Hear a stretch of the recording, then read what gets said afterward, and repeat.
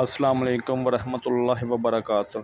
میرے نبی پاک صلی اللہ علیہ وآلہ وسلم نے فرمایا کہ تب تک کوئی مسلمان مومن ہی نہیں ہو سکتا، کامل ایمان والا ہی نہیں ہو سکتا کہ جب تک میں اس کو اس کی جان، اس کے مال، اس کی اولاد سے زیادہ محبوب نہ ہو جاؤں۔ بھائیو، قرآن پاک اللہ پاک کے نور میں سے نور ہے۔ نبی پاک صلی اللہ علیہ وآلہ وسلم بھی نور ہدایت ہیں، اور نبی پاک کے قلب کے اوپر ہی اترنے والا قرآن ہے۔ قرآن پاک کے ذریعے اللہ پاک ہم سے کلام کرتا ہے، اور قرآن پاک کے ذریعے ہی اللہ پاک نور ہدایت دیتا ہے۔ بھائیو، آج امت محمدیہ نے قرآن پاک کو بہت ہی بری طرح سے چھوڑ دیا ہوا ہے، اور یہی ہماری سب سے بڑی ناکامی کی وجہ ہے۔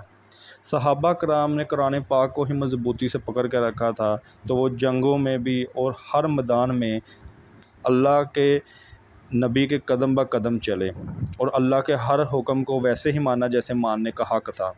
تو بھائیو، ہمیں بھی قرآن پاک پہلے تو پڑھنا چاہیے، اور اسے سوچ سمجھ کے پڑھنا چاہیے۔ جب تک ہم اس کا ترجمہ نہیں پڑھیں گے، ہمیں پتہ ہی نہیں چلے گا کہ اللہ پاک ہم سے کیا فرما رہا ہے۔ تو دلوں کس طرح بدلیں گے، کس طرح وہ جذبہ پیدا ہوگا جو صحابہ والا تھا، جو ولی اللہ والا تھا۔ جب ہم قرآن پاک کے ساتھ جڑیں گے، اللہ کے کلام کے ساتھ جڑیں گے، تو انشاءاللہ تعالیٰ دل بھی پھریں گے، اور نور ہدایت بھی دل میں اترے گا، اور ہمیں آسانی ہوگی کہ اللہ کے حکم کو ماننے میں، اللہ کے نبی کو ماننے کے، پنجتن پاک کے گھرانے کی عزت کرنے کو ماننے میں، جس طرح حق ہے ماننے کا۔ تو بھائیو، قرآن پاک کو پڑھو اور سمجھ کے پڑھو۔ آج 100 میں سے 95% تو قرآن پاک کو کھولتے ہی نہیں، اور جو 5% کھولتے ہیں وہ بھی اس طرح کھولتے ہیں جس طرح صرف ایک لفظ بہ لفظ کتاب کو پڑھنا ہوتا ہے۔ جب ہم اس کا ترجمہ نہیں پڑھیں گے، اس کو سمجھ کے نہیں پڑھیں گے، تو ہم اس کا اس طرح سے فیض حاصل نہیں کر سکیں گے جس طرح اللہ پاک کا کلام ہے، جس طرح اس کو فیض حاصل کرنے کا حق ہے۔ تو بھائیو، قرآن پاک کو سینے کے ساتھ لگاؤ، قرآن پاک کو توجہ کے ساتھ پڑھو، اس کا ترجمہ پڑھو۔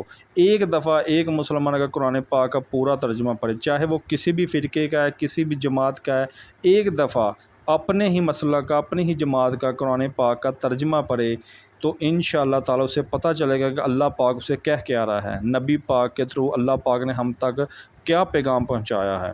تو انشاءاللہ تعالیٰ ذہن کھلے گا، اور عمل کرنے میں آسانی ہوگی۔ تو بندہ اپنے رب کے ساتھ جڑے گا، نبی پاک کے ساتھ جڑے گا، نبی پاک کے گھرانے کے ساتھ جڑے گا۔ تو زیادہ تو افسوس ہے کہ آج کے مسلمان کو تو الحمدللہ کا ترجمہ بھی نہیں آتا، جو نماز کی بیس ہے۔ ٹھیک ہے، تو نماز میں بھی ہم صرف عربی کے لفظ دہراتے ہیں، ہمیں یہ نہیں پتہ ہوتا کہ ہم اللہ سے کیا کہہ رہے ہیں، کیونکہ مولا علی کا قول ہے کہ جب میں نے اللہ سے بات کرنی ہوتی ہے تو میں نماز پڑھتا ہوں، اور جب میں چاہتا ہوں کہ میرا اللہ مجھ سے بات کرے تو میں قرآن پاک پڑھتا ہوں۔